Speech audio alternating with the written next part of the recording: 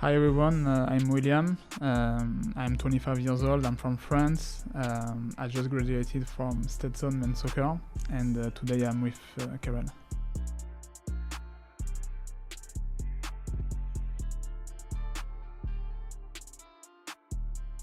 Welcome back to another episode of Football Alone Podcast. Today we have William. How are you, man? It's you a good? pleasure to be here. Yeah, good. Yeah. And you? I DM'd you like since November. I think it was like the first time I was looking for people, and then I just never got a response back. Yeah. I didn't think it was you. Yeah. So it was on Instagram, so I didn't really see the message. Yeah. And your last season was last fall with Stetson. Yeah. How was that? How was your last season? It was okay. We did a good season, I think. I think we did like 10 victories for 9 defeats, so it was pretty nice. Mm-hmm. After we lost in semi-final in Athens, so yeah, and it was a big lose. We lost 4-0 against Lipscomb. So yeah. But it was okay. It was a good season. Yeah. And what position do you play for Stetson? Play midfielder, so like I can play 6 or 8. So I like to defend, but also I like to go up box to box, like we say. Yeah. And since this is like your last season, how's the recap of from coming in your sophomore year, right? It was. Yeah. How was like the whole Stetson experience? It was pretty hard at the beginning because of the language barrier. Like I couldn't speak English at all. Really? So it was pretty hard, especially in school. Mm-hmm. In school, I couldn't do anything. And also in the pitch, because you need to speak English a lot. We don't realize, but you need to speak a lot with your teammates. Yeah, so to communicate. It was really hard. So the first year was really hard. Also, it's completely different between Europe and United States. Yeah. The soccer is completely different. So I had to adapt myself. So for 1 year it was really hard. After when I could speak English better, when I understood better the process and everything, it went better. Yeah. All right, so let's move back to when you how was it growing up playing soccer in France for people who don't know? So me, I began at 5 years old in Nice, so OGC Nice in France, and I played until 22 years old. So wow. I played 17 years for Nice. I didn't change the club. And so I did all the categories. I think you have 2 big parts. It's like the pre-academic, so between U5 and U15, and after you have like the professional world who begin in U17 when you enter the academy, U17 to B team. So it was I would say it's my 2 parts in my career in Nice. Yeah. So like the pre-academy, like before, it was more for fun. I was playing just for fun. I was not really thinking about professional. I didn't really fight for my spot. It was pretty natural for me to play. It was pretty easy. I think I was a good player when I was young. Yeah. How did they get to know you? So young. It's just my dad put me at 5 years old in Nice. Yeah. So they took me. They saw that I was playing really good with the ball. So in each categories I was playing in the first team, because in each categories you have 4 teams. So first team, second team, third team, fourth team. Okay. And I've always been in the first team. Pretty naturally. I didn't have to do too much. I didn't really think about it. I was just playing. Yeah. So it was like a huge club in Nice then. Yeah. It's huge. Yeah. It's really huge. And so I did it until U15. And after you have the U17, you need to enter in the academy. Here it's really hard. Because here they take people from all around France, It's not only from Nice people. Nice, yeah. And usually they take like 15 players. So maybe in general they take 5 from Nice and 10 from all over France. And so it's really hard to enter. For me it was really special my year, because in my year they took 10 players from Nice. Really? Yeah, because in U15, so the last season we did invincible season. We didn't lose. So we are like 14 team in the championship. So we play like 26 games. Wow. So in 26 games, we won 25, and we tied only one. So invincible. Yeah. So so that's why the professional recruits, they look at it, they say, okay, we take 10 players from there.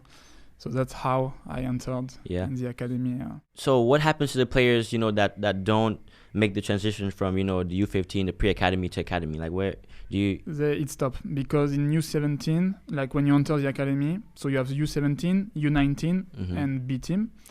And in each category, you don't have a second team, you don't have third team. You only have one first team. Yeah. So it's only a group of 25 players for each category. So it's really limited. So or you pass to the academy or you are out. Oh, wow. In this, Okay, and, so what happened, when you made it to... So you were one of the players they chose out of the 10 to go to play the academy? Exactly. And so that's how I entered the U17, the academy. And after, of course, they kick out a lot of players when you're not really good, Really? So during the season, and so you make it to at the end of the season, they do a briefing with you. They say, okay, we keep you or we don't keep you. And it's really hard. Really hard. I have a lot of friends who left in U17.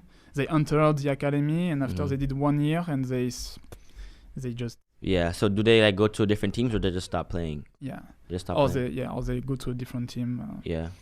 So after I did 2 years of U17, 2 years of U19. So in U17, it's pretty tough because the transition, it's like a new world, Like you play for fun, you play for... you don't really think, and then you go to the academy, and here it's a new world. You have money, you have the agent, you have the coach, you have the pressure of the clubs. Yeah, and so they sign you so in the academy you have to take pro contracts. You sign.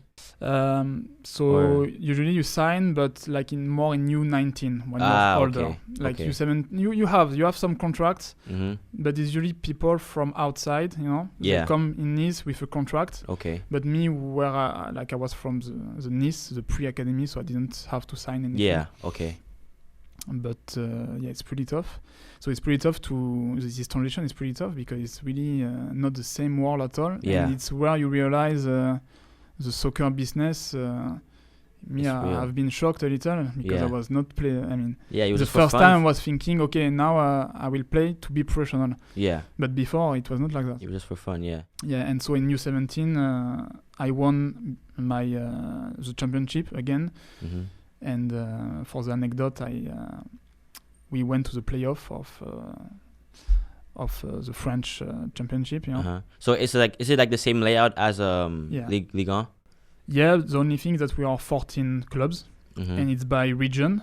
I think that there is 8 pools of all over France. And so when you're first, you're qualified for the playoff.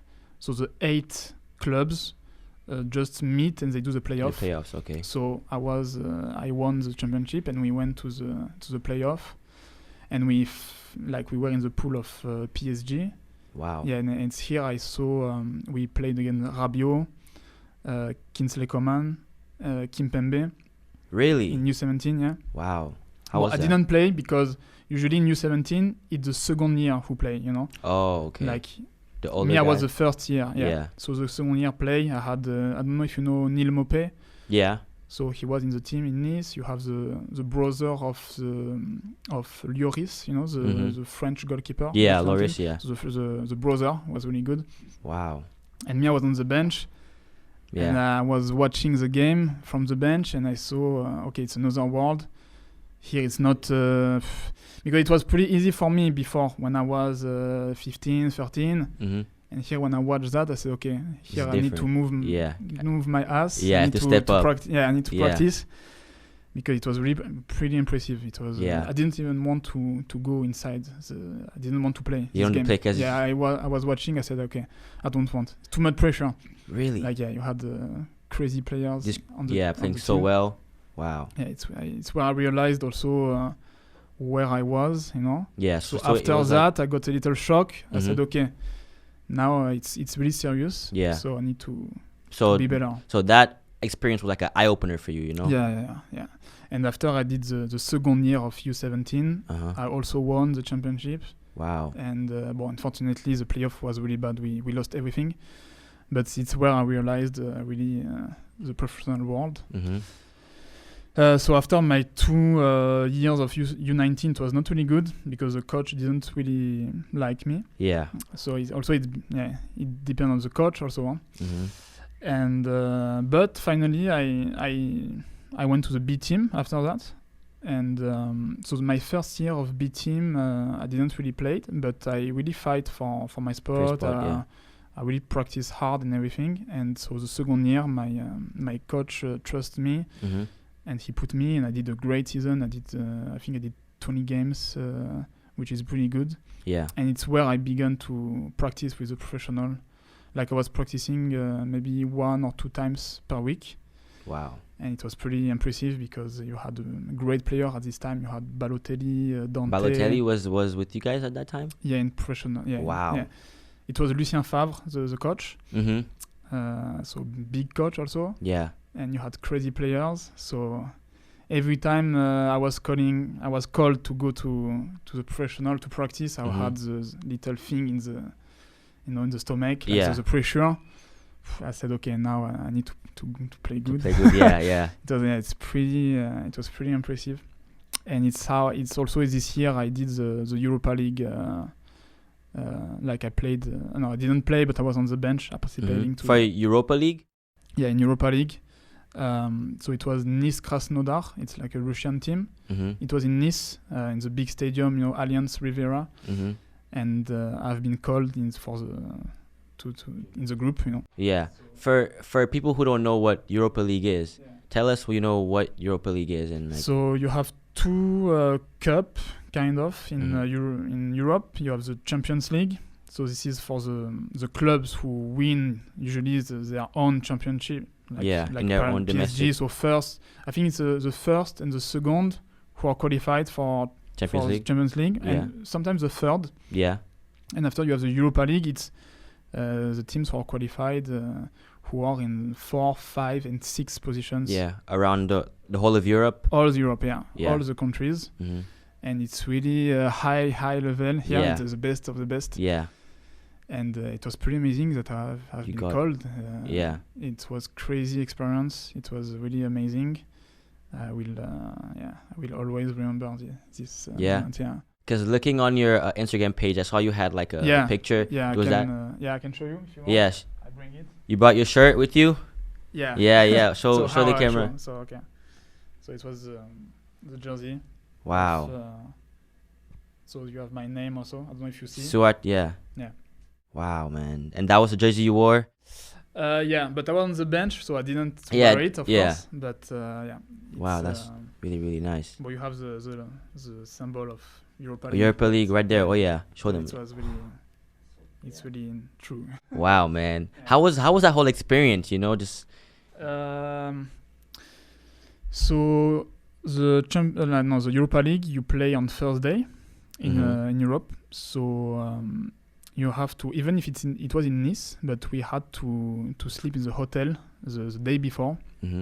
So we practiced on Wednesday morning, and after all the group go to the hotel, we eat dinner, and we sleep in the hotel. Well, really nice. You have your own room. Yeah. Like just for you, because usually you have a roommate, but here I had my own room. Your own room, yeah.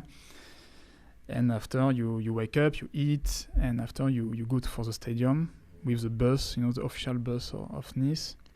And when you enter in the stadium, it's really big. You have the fans on the street who look at you. And after, when you enter the locker room, like everything is set for you. You have 2 jerseys, so long sleeve and short sleeve. So you could choose which one you want? You can choose what you want. Oh, wow. So I have the long sleeve at home, so I kept this one with me. Yeah. So I have two jerseys. Wow. So you choose what you want. And it's really impressive. Also to see that you are with like around professional, like big stars. Because Balotelli was playing this game. Wow. Like Dante was playing this game, so it was really good. I was really impressed because also like for the anecdote, I was waiting in the locker room, and I began to see that no one is here. Like I had a couple players, but I was waiting and I was asking myself, but where they are? Yeah. And I hear some noise in a room, so I come and they were playing, like you don't have to drop the ball on the ground. Keep it everyone. Up. Yeah. They were doing so much effort before the game, I was saying it's how they they doing all that, like it's crazy. They were they're having fun. Yeah. They were laughing. They were going on the ground. I said, but like it's Europa League, Yeah. Normally you should be focused. Yeah, you should be but focused. not at all. They were really enjoying. Wow. I was really shocked by that. And after, of course, when you enter the stadium, here it's pretty big with all the cameras around. Yeah. So do you guys enter the stadium before fans come in? That's like to feel the pitch up? Yeah, so the bus arrived like 2 hours before. Uh-huh. So like this, we are not really annoyed by the fans. Yeah. And I think you enter the field like 1 hour before. Yeah. Like the bench players, they do like a rondo, in the center of the game, and the starting players they just warm up. Yeah. So it's amazing. Yeah, it was amazing experience. Yeah, and then walking on the field with like all these fans. It was a lot. I think it was 20,000 fans in this game. And it was at home. It was at home. A home game. Wow, so that's even better. Game. Yeah, so it was really amazing. Yeah, mm-hmm. And to see the name also on the jersey, it was kind of my dream because I played for 17 years for Nice. I began at 5 years old, so to have your name in this jersey. Yeah, and it's a big club in Europe. Mm-hmm. For me, I achieved my goal. To have the my goal was of course to sign professional. Mm-hmm. So at the end, I couldn't because I got big injuries. Like I broke my tendon. Oh no! Yeah, like I broke my tendon under the foot. Mm-hmm. But it was during this year where I did all the professional practice, the Europa League and everything. So at the end, around February, I was playing for the B team and I sprint. And when I sprinted and the tendon broke, I couldn't walk anymore. Wow, was it like contact or just like the pitch? Alone. Yeah, alone. I was sprinting and it broke, and I couldn't walk anymore. And I had to rest for maybe 5 months. And so, like at the end of the year, mm-hmm. it's where you sign, it's around May. Yeah. And me, because I was injured, they were really hesitating because I was supposed to sign professional. Mm-hmm. But because of these injuries, they really hesitating. And at the end, they said, we will not... they're not going to keep you. We will not sign you. Yeah. We will keep you 1 more year. Uh-huh. So maybe you will have another chance. The next year. But for now, we will not sign you. So I was really disappointed. Yeah. But I was telling me, okay, I have another chance. Maybe I will do the best I can the next year. And after the next year, I had a lot of injuries. It was not a good year. Yeah. So I really dropped and it was finished. So that was the last year when you had your last chance, to. Yeah. Yeah, I got injuries. I did only 5 games in B team, and at the end they said, okay, we will not sign you. Yeah. They wanted to keep me also again for the B team only. Yeah. But me, I was not interested. I wanted to be pro. I Yeah. didn't want to stay in B team, so I said no, I will not continue. Mm-hmm. So I was 22 years old, and after I was looking for a club in Europe. Mm-hmm.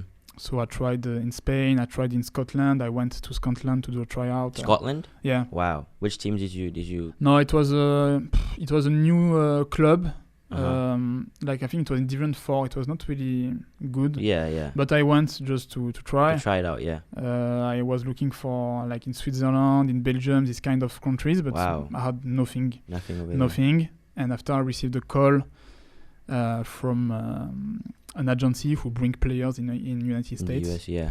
So at the beginning, I was not really interested. Yeah, no, I was not really interested because I really wanted to stay in Europe. Yeah. For me, in my mind, to go to America, it was over. Yeah. I would be out of the soccer world. Yeah. So how did you travel to all these different countries? By yourself with people? Or? Usually they pay you all the club, all the agents, they pay you the trip. Wow. So yeah. And you just travel all across. You travel, yeah. And you do try out. And after you wait for an answer. But, I didn't have anything. And so after, so I said no the first time to this call. And after all this tryout and everything, I spoke with my dad and we said, okay, I think the best choice is to call them back. And maybe to do a United States experience, to have an education and to play soccer at the same time. It's maybe a good idea. Also at 22 years old, I was a little old. Yeah. So I said, okay, it's perfect. But it was pretty late. It was in May. So when I called the agency who bring players in America, they said, we don't really have school in full scholarship. But after I forced, because I didn't want to wait too much. Yeah. So they said, okay, we have 2 schools. So it was Stetson or it was Bowling Green in Ohio. Yeah. And so I chose Florida for the weather, for the life, I think. It was better for me. So yeah, that's how I went to Stetson. Yeah, and then coming up, like, you know, I bet it was like a big, you know, shock for you to see, like, you know, playing in Europe for so long. And yeah, it was a big shock, especially that I played with a professional in practice. So the intensity was not the same. I came to Stetson because when I came to Stetson, mainly it was American players. It was not a lot of international. Yeah. So it was completely different soccer. They really play aggressively. They play really direct also. They don't really pass the ball. Just long balls. Just long balls. And me, I was really used in Nice. We were doing like the Barcelona type. From the back. Voilà, exactly. Tic-tac, yeah. It was really that. We couldn't even throw the ball in the air. It was forbidden. Yeah. Yeah, you had to keep the ball on the ground and 1 touch, 2 touch only. Oh, beautiful. Yeah, in Nice it was really I've been learned that, you know. So you're used to playing with the ball on the ground, passing to coming up here, and it's just completely different. Yeah. And only in Nice you can do a long ball, but it has to be a pass. It doesn't have to be to throw the ball away, you know. Here it's more about to kick the ball and to put the head. You know, it's really use the pace up top. You know, to try and so I was really not in this kind of soccer. And playing in midfield, you're like so used to, you know, being the center of it all, passing and moving and passing and moving. And you're coming up here and then it's just long balls. Like you're barely getting the ball. Like, so you never get the ball because it's just always up. Yeah. But so after we tried to but after Stetson tried to play a little. Yeah. Because we played against teams who were only direct ball, playing direct ball. Yeah. At least Stetson was trying to play, you know, so it was fine, you know. Also, I think to be here, I tried to put my touch, you know. Yeah. Yeah, to try and help the team out a bit. So the teammates understood that it's better for the team to play on the ground, to pass the ball. So I think we really improved at the end. Yeah, that was your first year. And then when did, you know, the school brought more, you know, international players in? What year? So it's before the COVID. The coach, it was a new coach, Emmett. He bring new players from everywhere. I think from Spain, from what we have. We have a lot of international. Yeah, Portugal. France. Portugal, France. So here we had a really good team. Like I think in the 11 starting player, it was maybe 10 international. It was really a lot. Really good. So we began to be more good at this time. Yeah. Were you the only French player there when you just got there? Or you? No, I went with one friend who was French, Erwan, his name. He did 1 semester and he left after 1 semester. He went in fall with me. And he couldn't stay anymore. He didn't like it at all. No, he didn't. Did he go back to France or did he find another school? He went back to France directly. Yeah. And now he's playing in France. Wow. I tried to tell him that to stay. It's better to stay, maybe. But he was really missing his family, and also he was not enjoying the soccer here. Yeah. Because it's too different from France. So he didn't like. Me, I chose to stay because. Also, I think more about the education and the diploma, which is really nice, I think. Yeah, the backup, you know, just in case. Yeah, because, you do a career, but like at 35 years old, when you stop, what you do? What are you going to do? And, you know, you could have like a really, really bad injury after that. Yeah, exactly. or you need to do something after. So if you have a diploma, it's way more better. It's more secure. Yeah, and I want to go back to when you were back in Nice playing for the U19 team. Yeah, and then you told me like the coach didn't really like you. So people out there don't know like the effect the coach has on you. So can you like tell us more about the importance of a good coach and like the effects a bad coach can do to you as a player. So mentally. So in U19, I don't know why, but he didn't like. I think he didn't like. No, he liked my soccer style, but he didn't like my person, how I was. Yeah. Because he didn't like my nature. I think I was someone calm. I am calm in the field. Yeah. I don't have a lot of pressure. I play really good, really calm, one touch and everything. This coach was more with players, aggressive, a lot of characters, who yell on the field, who like warrior, he liked this kind of player. So me, I was not in this type of thing. So he put me out on the bench. And so it can really be different, it could stop your your progression, your improvement. And that's how it happens in B team. The coach in the B team, he really liked me. He really liked and he pushed me. That's how I did this amazing year. Yeah. Because he really liked my character. So it's really depending on coach. Yep. Especially with coaches who believe in you and your potential. Yeah. And also, yes, what you said, it's really important that your coach believe in you because when it was U19, he was not believing in me. So when I was playing, the rare time I was playing, I was under pressure. Yeah. I was not really good. Exactly, I was doing injuries a lot because mentally you're not good. So you are scared. You don't want to make mistakes. You don't want to make mistakes. Yeah. And then it makes it even worse. It makes worse, and you can have a lot of injuries, and so you're not good mentally and everything. So it can really drop your career. Wow, man! And at the opposite, if your coach really like you, really trusts you, you become another player. You become the best player. Yep. So the coach is really important in your career. Important, you have to be lucky.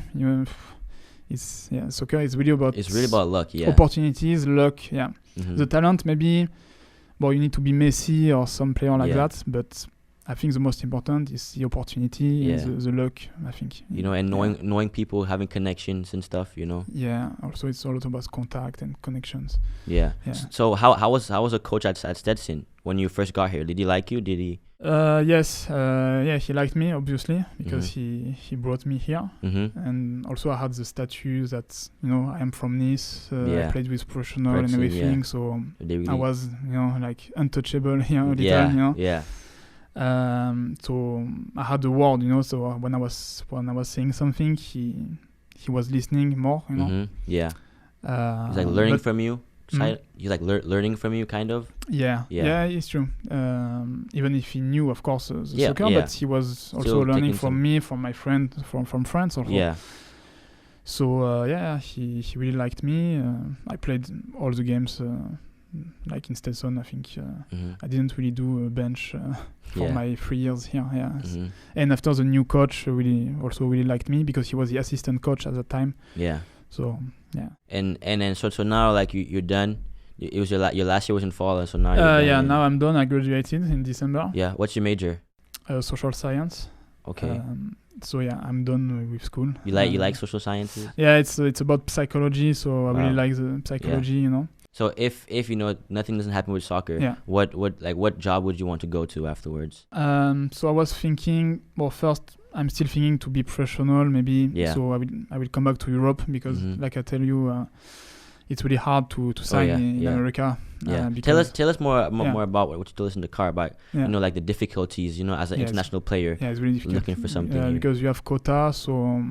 In each professional club in America, you only have 8 spots in 8 international sports, and so they keep the spot for stars who come from Europe. Yeah, like we saw Matuidi, Ibrahimovic. So you come from college, they will not take you. They're not going to waste their spot. Yeah. So it's really hard. It's only 8, and even sometimes if they have one spot available, if they need a forward and you are a defender or Yeah. So they will not take you. They will take the one they want. So it's really, really limited. I did my best. I did a lot of combines after the fall. On November, December, I did Tampa Bay Roadies. I did the San Jose Earthquake in MLS, the combine. I did Louisville City in Division 2, and I did a big showcase. Like a big showcase who you had 42 clubs who were watching, like MLS, USL team. Yeah. And it didn't work. Nothing happened. Didn't work not because of my level, but because I'm international and they don't have spots. So it's really limited. It's really hard. So that's why I'm thinking to come back to Europe. I will try. I will do tryout maybe. But if not, like you said, I think I'm thinking to stay in America to do my master. Wow. Okay. I have a girlfriend, so I will maybe follow her. And I will do my master. Yeah. And what's some advice you would give, to people from France or people from here playing here that's like fighting for opportunity? What advice would you give them? Yeah, the advice is to go first, because it's a great experience. If you are from France or other countries, it really changed my life, and I will not regret this choice because it's really amazing to live the American experience. Yeah. To play soccer and to have a diploma at the end, it's amazing. And almost for free. It depends if you have a full scholarship or not, but it's really amazing. So my advice is to go, to not hesitate if you have the opportunity to go. And after when you're here, to just enjoy, be serious, to enjoy soccer. Because after it can be fast, it can be over. Over at the end of the 4 years, it goes really fast. Yeah. So to just enjoy, Yeah. Did you watch the episode with me and Tom? Yeah, I watched it. You watched it? Yeah, you saw my little French. Yeah, pretty good. So I got a little better from that episode. Okay, so you wanna start all over again? Let's go. Okay, so then I would say bonjour. Bonjour, comment ça va? Ça va bien, merci. Et toi? Nice. Qu'est-ce que tu aimes faire? J'aime jouer au foot. Of course. j'aime nager.